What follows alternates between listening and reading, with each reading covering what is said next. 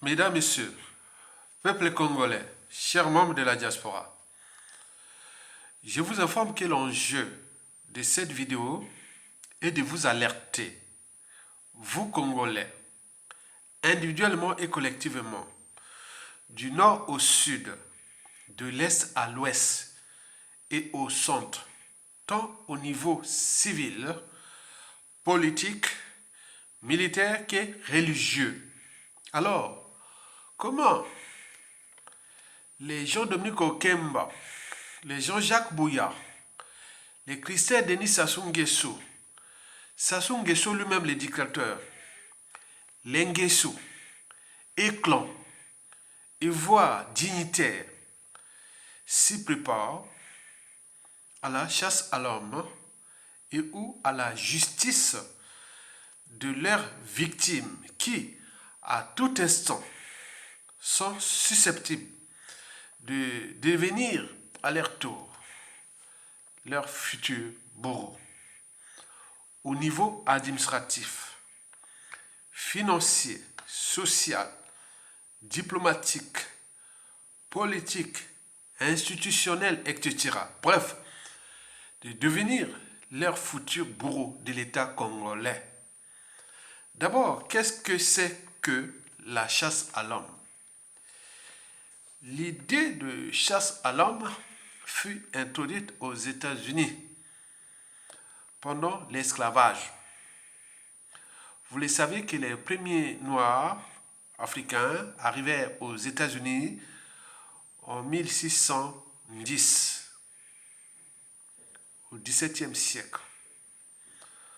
Durant 200 ans, les Noirs avaient subi ce qu'on appelait la chasse à l'homme, surtout pour les récalcitrants, ceux qui ne voulaient pas se soumettre à l'ordre injuste esclavagiste. Il n'y avait pas que les Noirs, il y avait aussi les Amérindiens. Donc il y avait la chasse à l'homme. Donc on traquait les Noirs dans un champ dans une plantation, etc. Le gars a fui, il fallait le chercher comme du gibier, et où il se soumettait, où il était abattu comme du gibier. Donc je vous rappelle que ce n'était pas que des Noirs, il y avait aussi des Amérindiens. Et donc cette histoire de chasse à l'homme a duré pendant 200 ans, c'est-à-dire du XVIIe siècle du XVIIe siècle jusqu'à peu près au XIXe siècle. Mais dès l'indépendance des États-Unis et puis l'arrivée du cinéma, on a commencé à parler de cow-boy. Les cow-boys, ce fut une reformulation ou une interprétation ou l'adaptation de la chasse à l'homme. Et puis aujourd'hui, on parle aujourd'hui des chasseurs de primes aux États-Unis. Donc aux États-Unis, on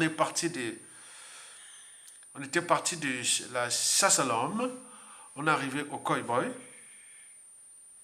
Les cow-boys, vous le savez l'histoire des cow-boys, voilà, avec les Indiens et tout ça. Bon, bref. Et puis aujourd'hui, on en parle de chasseurs de primes. Tapez chasseurs de primes, vous voyez comment ça se passe aux États-Unis. Donc, ces chasseurs de primes là, voilà, on ne vient pas pour tuer.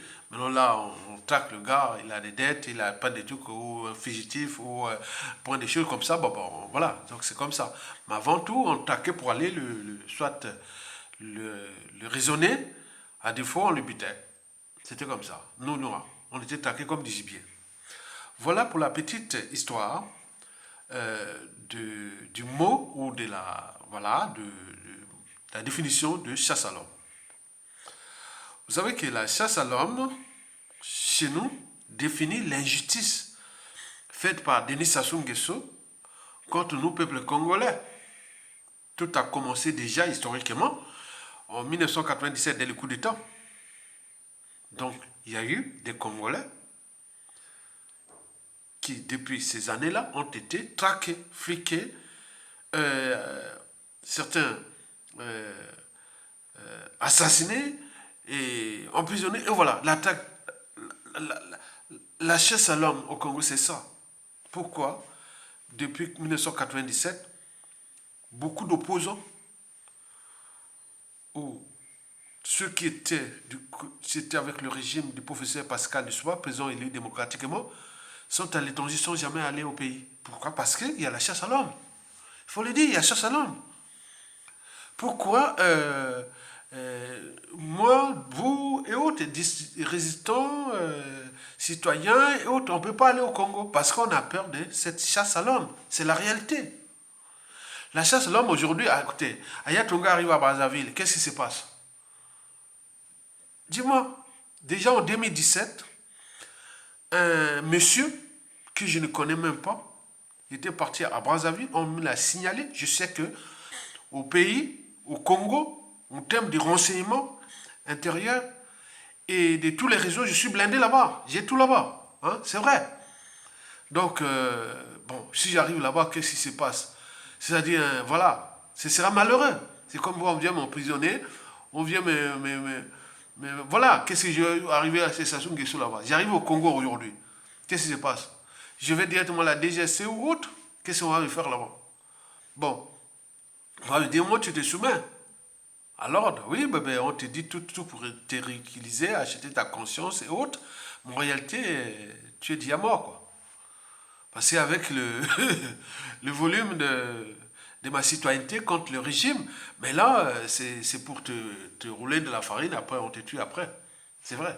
Donc, vous connaissez ça. Mais combien d'autres Congolais, combien on en a? Un simple Congolais qui quitte l'Europe, je ne sais pas où il est, je l'appelle ici que, bon, il viendra quand même, je vois ce monsieur-là, qui a passé près de 3 heures ou 10 heures à l'aéroport international de Brazzaville pour se dire, le système Sassou Nguesso, est-ce que c'est M. Aya, dans tous les sens, peut-être ils ont fait venir plein de gens. Non, non, non, c'est pas Aya. En plus, ils sont bêtes parce que ce même jour, je faisais les vidéos là en direct. J'ai partagé tous les trucs. Et je le fais, mais attends, c'est stupide. Donc, vous voyez les dangers qui est la chasse à l'homme. Et donc, historiquement, depuis 1997, il y a beaucoup de fugitifs. Hein? Et donc, on fuit le régime là. Comme l'ancienne secrétaire de l'Organisation internationale de la francophonie, Michael Jean, qui fut gouverneur du Canada, fut une fugitive du régime dictatorial de Duvalier. Et elle avait fui le régime de Duvalier à l'âge de 11 ans. Et après, elle était devenue gouverneur du Canada, puis secrétaire de l'Organisation internationale de la francophonie. Donc il y a des fugitifs comme ça. Excusez-moi pour cet exemple. Mais pour vous dire que nous sommes là, victimes de cette chasse à l'homme, qui n'est pas qu'au Congo, elle est aussi dans la diaspora, sur différentes échelles. Vous le savez qu'on est traqué, on est fliqué et autres. De combien de fois là-bas? C'est ça qu'on appelle la chasse à l'homme. Et donc, pour eux, pour le régime, c'est peut-être rendre justice. Parce que nous dérangeons, nous sommes les ennemis du régime et plein de choses comme ça. Ils ont tout à fait raison puisqu'ils ont le pouvoir. Mais ils n'auront pas raison quand les victimes deviendront à leur tour leur futur bourreau, qu'ils vont utiliser les mêmes méthodes de chasse à l'homme. Comme je vous l'ai dit, tout est sur un plateau d'argent. L'histoire de la dictature de Sassou Nguesso, c'est sur un plateau d'argent. Tous les moyens de pression exercés par le régime contre les Congolais sur différentes échelles, au pays comme dans la diaspora. Vous l'avez tout compris. Mais maintenant, alors, qu'est-ce que c'est la justice, ou l'injustice, je dirais même l'injustice? Oui, oui. Bon, on peut parler de justice ou d'injustice. Vous savez, historiquement, le cycle de vie bourreau-victime est toujours réversible. Donc, chez nous, en lingala, on dit lelo ya yo, lobi ya moninga, mokili tour à tour. Donc, ça peut changer à tout instant. Le cycle de vie bourreau-victime est réversible. Et donc là, la justice qui... Oui, pour eux, c'est la justice. Hein, quand ils privent les Congolais de leur passeport, de visa, de, la, de- de la santé, de l'éducation, pour eux, c'est la justice. Pour que les Congolais se soumettent à leur régime. Voilà. Mais pour nous, c'est l'injustice. Mais ça peut changer à tout instant. Donc, là, qu'est-ce que c'est la justice aujourd'hui? La justice, du côté de Sassou Nguesso, c'est le préalable à la violence. Donc les gens doivent se soumettre à l'ordre injuste, c'est tout. Mais pour nous, victimes de Sassou, c'est de l'injustice. Donc, vous le savez que dans la vie, vous pouvez tout fouiller, sauf votre conscience. Je vous l'ai dit que nous avions en fait deux consciences identifiées. Je dirais même trois, mais la première, bon, on sait que c'est la conscience identitaire. Donc je ne vais pas attaquer mon reflet. Je sais que c'est moi là. Vous voyez que ça y est, ton gars là. J'arrive à une réunion là-bas, ou à un meeting là-bas. Aïe, aïe, aïe, c'est aïe, aïe, aïe, aïe, là. Voilà. Donc vous voyez des gens qui se reconnaissent. Moi, je connais moi-même.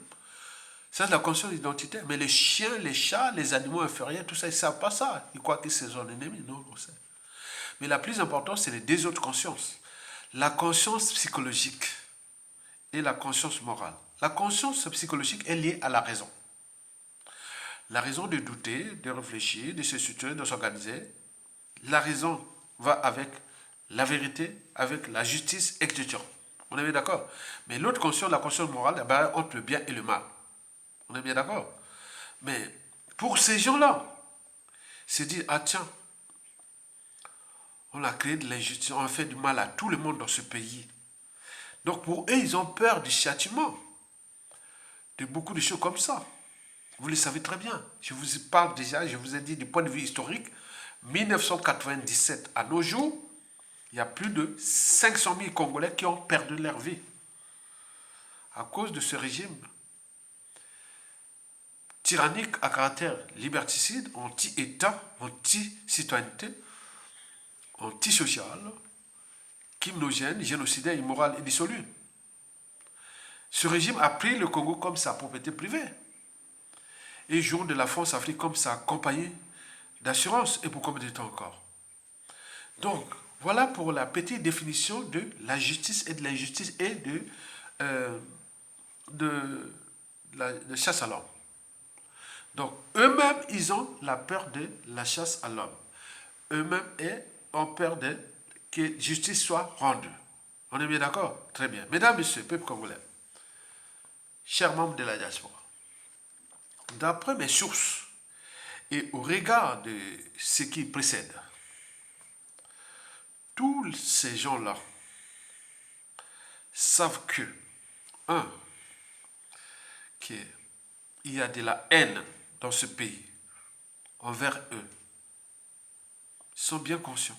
Je parle de la conscience.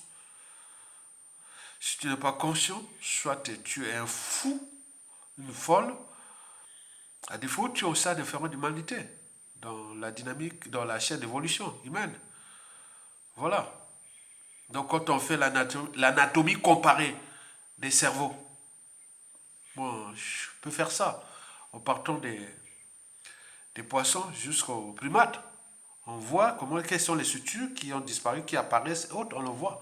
L'anatomie comparée du cerveau humain par rapport au cerveau d'un reptile, d'un oiseau, d'un hippopotame. On fait la chaîne des...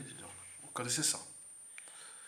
Donc, et ils sont bien conscients dans leur cerveau qu'il y a de la haine envers eux.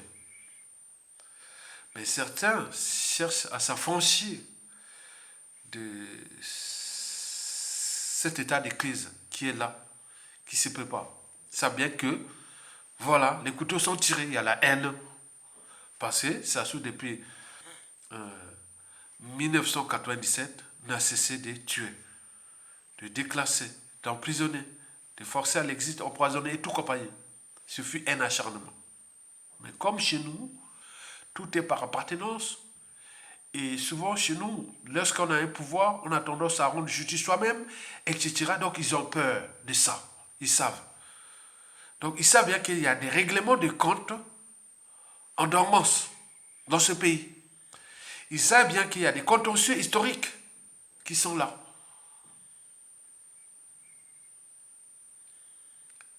Ils savent bien que la vengeance, c'est un plat qui se mange froid. Ils savent bien que tôt ou tard, justice sera rendue. Même par la violence, même par sous la torture, même point. Ils savent bien, Sassou le sait. Sassou a dit en 2016 que si je quitte le pouvoir, je suis un homme mort. Avec les crimes que j'ai commis dans ce pays, je suis un homme mort. Il sait bien, parce qu'il tient à cause des moyens de l'État. Ces moyens-là, les administrations, les institutions, le pouvoir contre pouvoir, la diplomatie et tout compagnie, dès que tu as les moyens de l'État. Donc c'est son assurance vie. Sinon, si sans l'État, Sassou, c'est un homme mort. Il le sait. Il est bien conscient. C'est là que je sais que quand même, il lui reste quand même une part de conscience. Malgré tous les crimes qu'il a commis dans ce pays, il lui reste quand même une part de conscience. Donc, vous le savez ça. Ça, c'est le décor de ce qui va suivre. Allons voir le côté l'envers du décor. Pour ces gens-là, ils savent bien qu'il faut élaborer des stratégies pour y échapper à la chasse à l'homme et ou à la justice rendue par les futurs bourreaux qui, à tout instant, peuvent devenir à la place de ce pays. Parce que l'État est impersonnel, l'État ne dépend pas d'eux. Ils croyaient qu'il allait éliminer tout le monde dans ce pays, mais ça ne passe pas. Vous avez vu l'histoire des Juifs. On a failli éliminer tous les Juifs, ils sont toujours là. Les Blancs, les Amérindiens, on a cherché à les éliminer, ils sont toujours là. Maintenant, on ne peut pas. Ça soit à chercher à éliminer partout au Congo, autre, à traquer, non, ça ne peut pas. Ça ne s'est jamais passé. Vous perdez votre temps, vous n'augmentez que l'énergie potentielle de la chasse à l'homme et de la justice qui sera rendue. Bon donc, allons voir le côté du envers du décor. Donc en fait, ces gens-là ont élaboré des stratégies. Mais avant d'arriver aux stratégies qu'ils ont élaborées et que nous allons les comprendre pour alimenter, parce que nous étudions le régime par nos réseaux, qui sont des réseaux amicaux, des réseaux... je ne vais pas vous tout dire. Hein. Donc on a des gens embarqués là-bas au cœur du régime. Si Athéna à faire la photo des Sassou Nguesso tous les jours, je ferai. Je pourrais vous montrer les photos de Sassou. Par semaine, je peux montrer quelques... Voilà, je peux vous faire ça. Mais non, pour les problèmes des droits privés et des... Voilà, nous on respecte le cadre de la vie privée et autres... Voilà. Sinon, je suis capable de faire sortir une photo volée de Sassou dans tous les domaines. Comment c'est... Voilà, je peux vous faire ça. Super. D'abord, il faut savoir que l'inquiétude du clan se porte sur 4 volets. Le premier volet, c'est qu'au niveau du clan, vous savez que le clan est divisé. Ils savent bien que là, il y a des risques. Il y a ceux qui se disent, ah tiens, si on continue comme ça, on a fait la lecture de la chute de la plupart des dictateurs, on a fait tout. On ne peut pas vaincre un peuple. Parce que dans le peuple, on ne sait pas qui est qui. Même au niveau du clan qu'ils appellent les traites et autres, il y a des gens qui seront toujours du côté de l'expression de la volonté générale, de l'intérêt général et autres. Donc ils ont peur. Entre eux, le pouvoir, le clan vacille. Parce qu'ils savent qu'ils sont rentrés dans l'entonnoir, dans la nasse. Et donc là, sauf qui peut. Donc ils suivent la vague. Et nous le savions bien qu'il y a différentes écuries. Et je ne veux pas en parler de ces écuries parce qu'on m'a signalé qu'il ne faut pas en parler. Donc je reste là, stratégique, mais je suis informé des écuries qui se passent. Je peux citer les noms visiblement, ceux qui sont, voilà. Mais les écuries sont là. Donc, il y a du travail de l'homme qui... Parce que l'enjeu est de désintégrer ce clan-là et fracasser ce régime-là, pour sauver les vies et ce pays. Donc, le clan est divisé. Méfiez-vous des apparences. Donc, tout ce monde-là a peur des lendemains. Ici, dans ce pays, une fois que tout a changé, tout a changé. Donc, on ne joue pas, on ne blague pas comme ça, avec les moyens de l'État. Où il y a des haineux, il y a des revanchards, il y a des tout. C'est-à-dire comme eux dans ce pays. Il manquait l'événement ou la situation, voilà. Donc vous imaginez. Donc ils ont peur de ça. Et donc c'est pour cela qu'ils ont mis tous les moyens pour conserver encore les statu quo au niveau des moyens de l'État. Mais pour combien de temps encore? Donc plus ils retardent les choses, plus ils s'enfoncent. Deuxièmement, c'est qu'ils savent bien qu'il y a eu des règlements politiques et militaires dans le Nord. Puisque depuis 1997, Sassou, après avoir roulé dans la farine, tous ces nordistes-là, ces opportunistes nordistes-là, et donc beaucoup ont été déclassés, socialement. Ils vivent dans des conditions de vie indignes. Alors que le clan Sassou Nguesso, ses enfants et autres, les petits-enfants et tout compagnie, vivent dans l'opulence. Ils ont des jets privés, ils vont par-ci, partout dans le monde entier. Et pour combien de temps encore? Parce que ces victimes-là qui ont servi Sassou Nguesso au coup d'État, leurs enfants et petits-enfants feront les premiers à attaquer les Sassou Nguesso. C'est du pain béni. C'est du pain béni. C'est du pain béni. Les services congolais ne vont même pas mettre beaucoup de moyens. On sait bien que voilà, ça sera vraiment du pain béni. Parce qu'ils savent bien, ils sont là à Dubaï, ils sont là au Maroc, ils sont là on peut faire. Voilà, il n'y a pas de problème. Il y a eu ceux qui ont été forcés à l'exil et même empoisonnés. Donc eux là, sont aux aguets, sont revenus. N'oublions pas ceux qui ont été emprisonnés. Donc certains sont encore en prison. Et surtout, ce qui est quand même malheureux, c'est les assassinats. Ce sont les assassinats de ces gens-là. Vous voyez, depuis 1997, il n'a cessé d'assassiner tous ceux et celles qui l'ont aidé à revenir au pouvoir. Parce que pour lui, c'était quoi? Bon, ben, c'est un boulevard à la succession, soit de gré à gré, ou la dynastie haute. Mais c'est une erreur. Il y a des choses que je ne veux pas vous dire. Les premiers à fracasser ce régime-là, ce sera dans le clan, dans les citernes.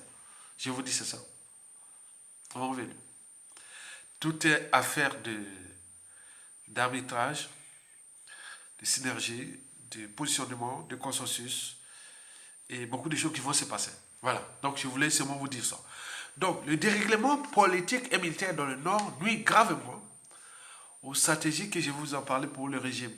Et surtout que, bon, ben, eux, ils se disent, ah tiens, on est un peu coincé, qu'est-ce qu'on va faire? Donc, nous, on va donner une solution.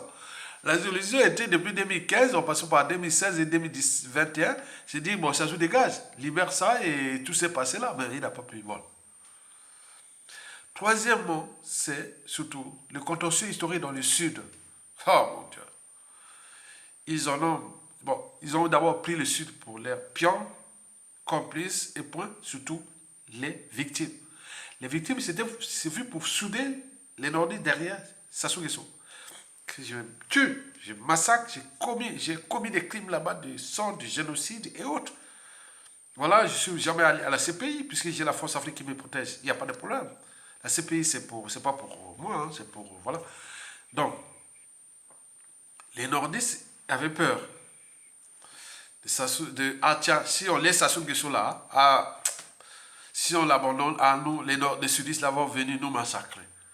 Mais c'est ça qu'il y a. Et il y a eu les colporteurs, des agents pour alimenter voilà, cette division-là, nord-sud. Et donc, il n'avait pas oublié qu'il y avait un Ayatonga qui était né pendant l'année, la première fille de Sassou Nguesso, Edith Bongo, qui fut assassinée. Il n'avait pas oublié qu'il y avait les médias réseaux sociaux. Il n'avait pas oublié que... Vous avez tout compris. Il n'avait pas oublié qu'il y a les Wi-Fi au Niamey. Il n'avait pas oublié que, voilà, dans le nord aussi, les gens libres. Et donc, ce contentieux historique-là est problématique pour le régime de Sassou Nguesso. C'est dit, ah tiens, avec les dérèglements politiques et militaires dans le nord, plus ce contentieux-là, alors, on ne s'en sortira pas. Enfin, il reste la France Afrique. Alors, s'est dit, ah tiens, ce qui s'est passé au Gabon, ce qui s'était passé au Gabon, au Togo, au Tchad, peut-être que ça peut réussir chez nous, mais attends, la France, Macron peut placer, voilà, il peut faire pareil. Mais sauf que dans le clan, on est déjà divisé. Il va chercher quoi? Des étrangers dans un nouveau Kemba ou Denis Sassou Nguesso, ça ne marche pas. Donc il y a des stratégies, des patriotes qui se disent non, mais c'est des étrangers, on a chopé Sassou Nguesso, mais pas encore des étrangers dans ce pays. Non, ce n'est pas, certainement pas. Donc il peut arriver quelque chose d'imprévisible. Pour leur vie, pour beaucoup de choses qui sont là. Donc on le sait très bien, on ne va pas aller en détail. Maintenant, analysons maintenant les stratégies. Donc de tout ce qui précède, vous allez avoir pour la première fois en exclusivité les stratégies élaborées par le clan au pouvoir pour éviter la chasse à l'homme et ou la justice. Ce sont des informations qui viennent des réseaux sensibles. Donc on est là pour alerter les résistants, les patriotes, tout le monde pour se préparer. Parce qu'avant chaque changement majeur, précède toujours la révolution des idées, la révolution intellectuelle. Parce que l'ignorance est la pire des souffrances. Le savoir et la connaissance vous libèrent. Une fois que vous êtes informé, instruit et autres, vous devenez libre. Donc vous ne pouvez pas se soumettre à l'ordre injuste, à tout pouvoir injuste. Vous ne pouvez pas se soumettre à un assassin et autres. En votre âme et conscience remplisse de votre éducation et de cette culture intellectuelle que je vous fais. Donc j'ai reçu ces informations-là que dans 99% des cas, ces gens-là n'échapperont pas à la chasse à l'homme ni à la justice. Dans 99% des cas, on nous les signale, n'y échapperont pas. À la chasse à l'homme et ou à la justice. Mesdames et messieurs, peuple congolais, chers membres de la diaspora, voici les 3 stratégies que je ne veux pas vous faire le détail, parce que ça fait des stratégies, on donne des informations générales sans aller dans les détails. La première stratégie, c'est la stratégie de la mort. Parce qu'ils ont misé sur la mort de tout cela. Voilà. Donc, entre eux là-bas, il dit, tu vas mourir. Vous le savez, je ne veux pas donner les noms. Ça va de moi, passant par tout le monde. Donc, vous savez, les gens qui sont déjà ciblés. Il n'y a pas d'appartenance. Ils sont du nord au sud, de l'est à l'ouest.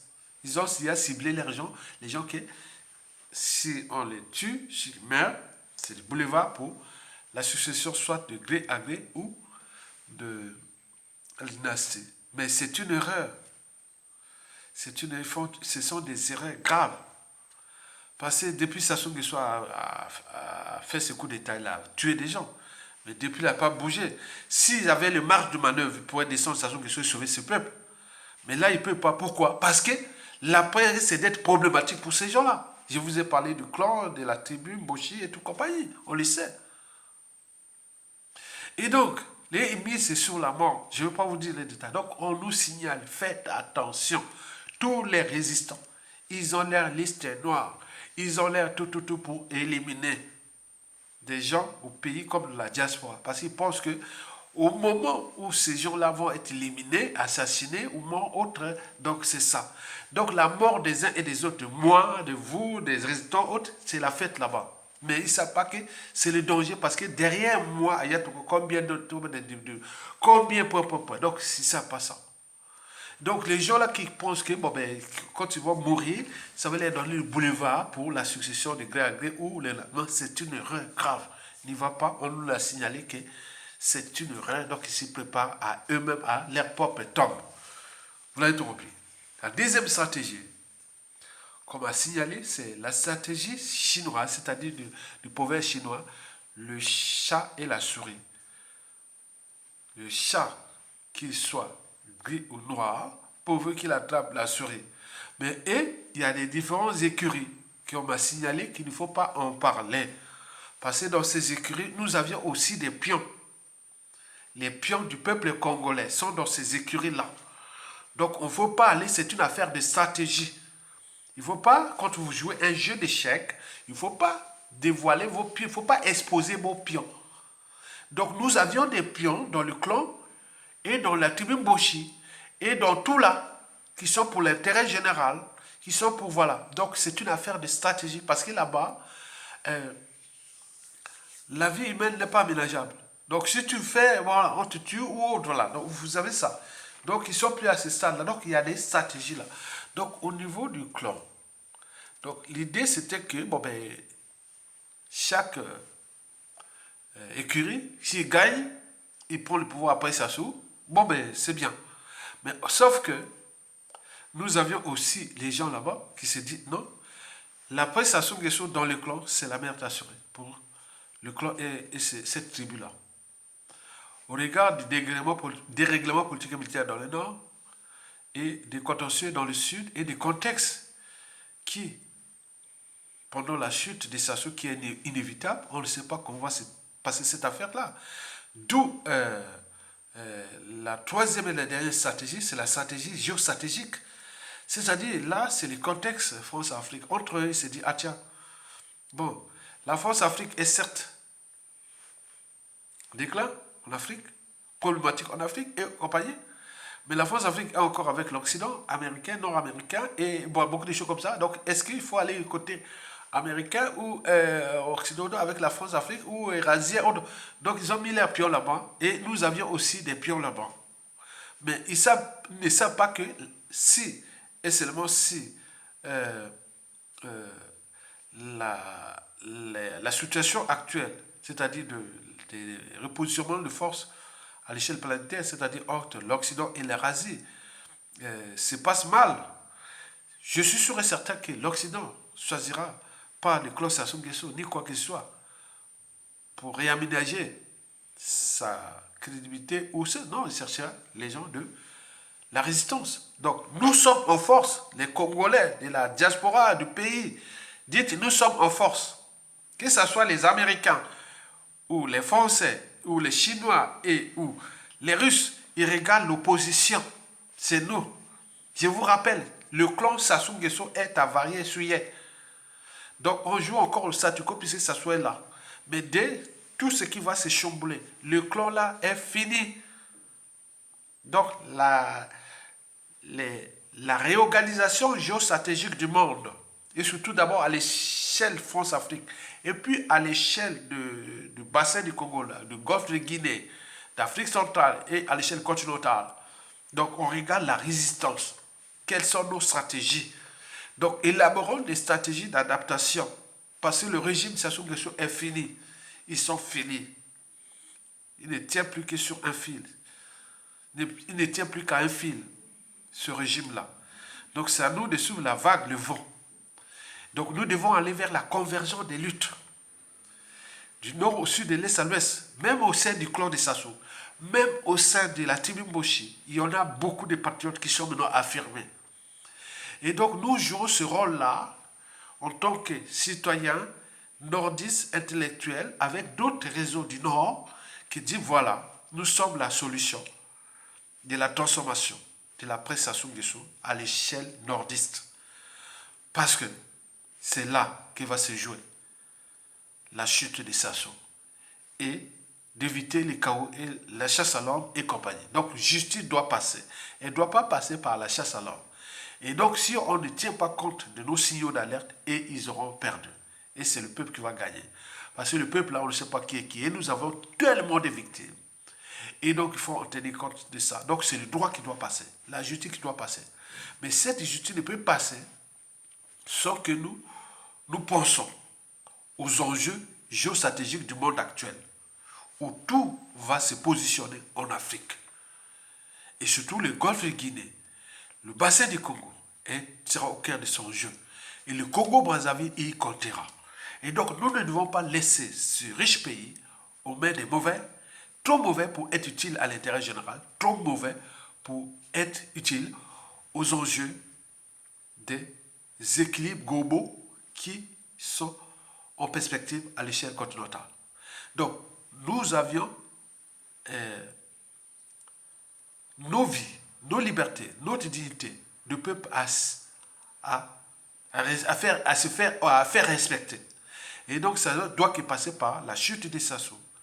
Et de la chute des Sassou là, nous allons mettre une transition politique consensuelle où il n'y a pas de lavement de mains. C'est là que justice sera rendue. Il faut fabriquer des institutions fortes et nous protéger par rapport aux enjeux actuels. C'est ça. Donc, les 3 stratégies que je vous les rappelle, ils sont là. Donc, eux, ils misent sur la mort des uns et des autres pour les voir. Ok, c'est une erreur. 2, ils pensent que le chat ou la souris, celui qui va prendre le pouvoir, il va les protéger les uns et les autres. Vous savez qu'à la fin de chaque régime, outil social et criminel comme ça, entre eux, si Okemba, Christelle, Oumbouya, autres, les premières victimes de ce régime seront qui? C'est le membre du clan. Ils vont se bouffer parce qu'il y a la pression de la population. Il va se fracasser. C'est là où c'est là où le piège va se refermer sur eux. Et donc le régime n'y tiendra pas. Et ça va se terminer brutalement. Donc l'enjeu est de laisser libre à la volonté générale, c'est-à-dire du côté du peuple. On a eu 25 ans à piétiner et fracasser ce peuple-là, laisser libre cours aux autres pour transformer avec des gens nouveaux, des cerveaux nouveaux, pour que le droit puisse passer. Parce qu'on n'est pas du côté de la barbarie, mais ils ont peur de ça, d'aller faire la prison, de déclasser, emprisonner, tout. Mais les autres sont passés par là. Ça doit que passer par là. Il n'y a pas de choix. 3e stratégie, la dernière, c'est la stratégie géostratégique.